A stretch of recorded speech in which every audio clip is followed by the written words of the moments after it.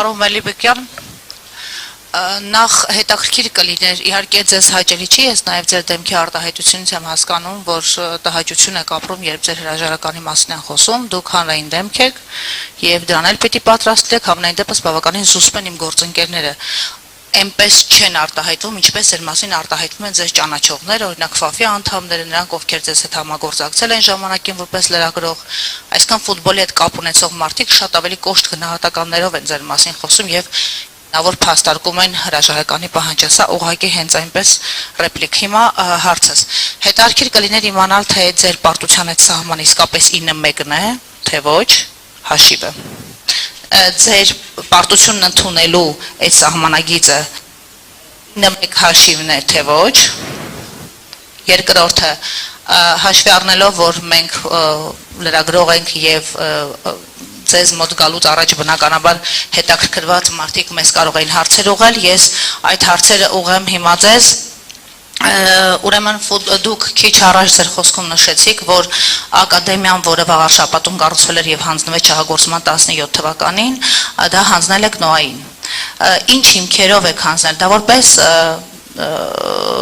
այսպես ասած անհատույց օգտագործման կամ պայմանագիր է կնքվել որոշակի կամ վաճառք է իրականացվել, որովհետև կան պնդումներ, որ առնվազն 600-700 միլիոն դոլարով իրականացվել է վաճառք ՆՕԱ-ի վրա եւ այդ մասով չկա որևէ փաստաթուղթ։ Կներեք, էմոցիոնալ արձագանքներ առանց էմոցիոնալ արձագանքների հիմա դուք եւ կներեք խնդրում եմ իմ նույնաբովանդակ նաեւ տեղեկություններ են շրջանառվում Ավանում գործող ֆուտբոլի ակադեմիայի մասին, որ ժամանակին դուք նաեւ այդպիսի պլաններ եք ունեցել մասնատված շահագործման հանձնել ինչ որ կառույցների եւ ասում են, որ գործարք է քննարկվել օրինակ Տաշիրի Սամվել Կարապետյանի հետ, խնդրում եմ նաեւ հերքեք կամ հաստատեք այս տեղեկությունները, բայց էլի հարցեր ունեի պարոն Նիկողոսյանի հետ կապված, գուցե դա արդեն պարոն Նիկողոսյանին տամ, հա։ Ուրեմն, գիտեք, ես երբ որ խոսում ենք абսուրդից, абսուրդը սահմաններ ունի։ Երբ որ դուք խոսում եք 600-700 միլիոն դոլարով, դուք հասկանում եք ինչի մասին ենք խոսում։ Ներողություն դրամ, ներողություն եմ խնդրում, եթե դոլարը։ Հիմա, ուրեմն մեր բոլոր ենթակառուցվածքները մեր չէ, մեզ ընդհանրապես ֆուտբոլի ֆեդերացիան չպիտի ունենա ենթակառուցված բացի մեկ ազգային ստադիոնից եւ ամեն ինչ մենք կառուցում ենք, մենք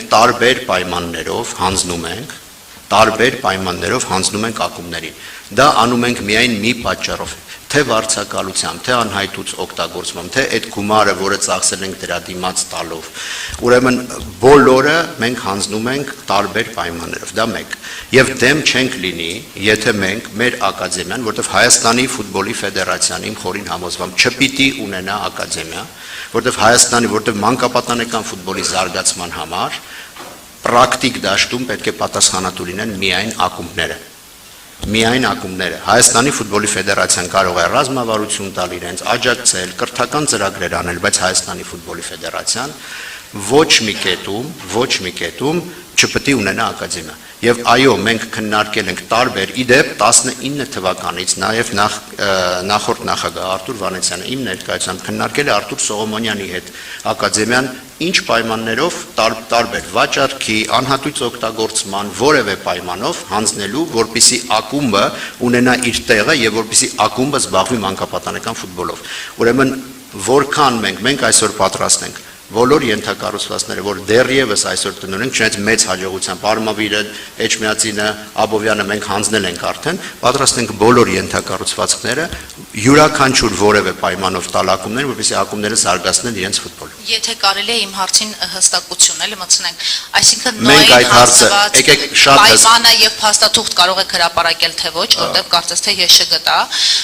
փաստաթղթեր կան, այդ պայմանները, որոնցով դուք հանձնում եք շահագործման, ինչու դրանք թափանցիկ չեն եւ Տաշիր գրուպի Սամվել Կարապետյանի հետ ձեր բանակցությունները այո եղել են թե ոչ եւ ինչն է խանգարել, որ այդ գործարքը կարենա, որտեղ կան պատմումներ ձեր մասնագիտական ոլորտից, որ այդ գործարքը մեկ պակաս չեղարկվել է դրսի միջամտությամբ։ Չէ, բացարձակապես նման բան չկա, ոչ մի դրսի միջամտություն, ոչինչ չկա։ Մենք քննարկել ենք, ես ասացի, Փյունիկի սկսած 19 թվականից հետո Փյունիկը հրաժարվել է եւ Արարատ Արմենիայի հետ եւ եթե մենք ընդհանուր պայմաններով հասնենք համաձայնության, մենք մեծ հաճույքով անհատույց օգտագործման պայմաններով կհանձնենք։ Չի ստացվում, որովհետև բազմաթիվ հարցեր կան, բայց ես ասեմ, որ նորից կրկնում եմ, բոլոր մեր ենթակառուցվածքները մենք պատրաստ ենք ազատվել բոլոր ենթակառուցվածքներից, որովհետև Հայաստանի ֆուտբոլի ֆեդերացիան ենթակառուցվածք կառուցում է միայն այն պատճառով, որովհետև ակումբները այդքան միջոցներ չունեն կամ չեն ցանկանում ներդնել։ Այսքանով ավարտենք, որովհետև կան փաստաթղթեր, որոնք իհարկե առևտրային գաղտնիք են պարունակում,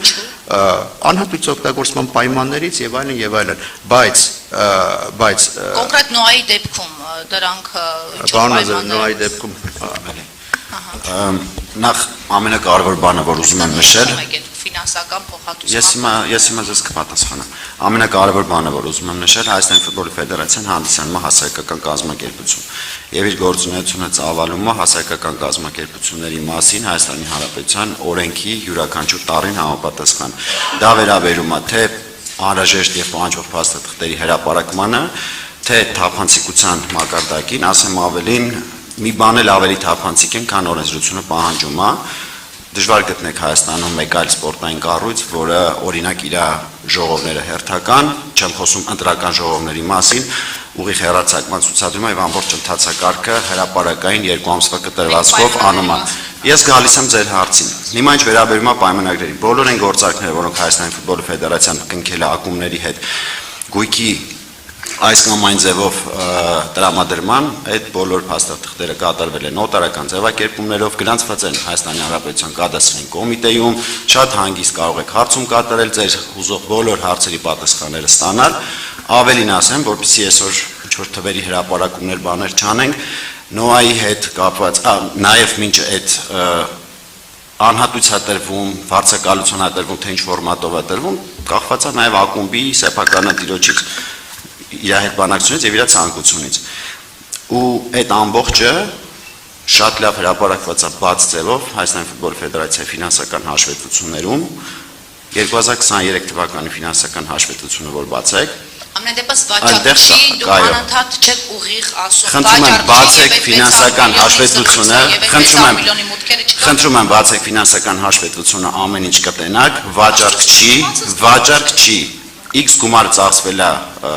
շինարարության վրա,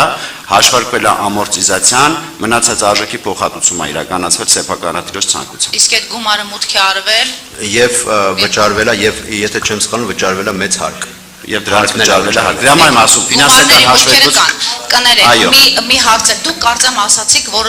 մարզիչների պայմանագրերը երբեք չեն հրապարակվել, այսինքն ես սխալ եմ հիշում, որ գլխավոր մարզիչների հետ պայմանագրերը հրապարակային են եղել։ Որտեղ ձեր պարագայում հրապարակային չեն։ Ես նման բան չեմ հիշում, որովհետև մեր պարագայում բոլոր մարզիչները, որոնց հետ մենք պայմանագիր ենք կնքել, 3 արտասահմանցի մարզչի հետ,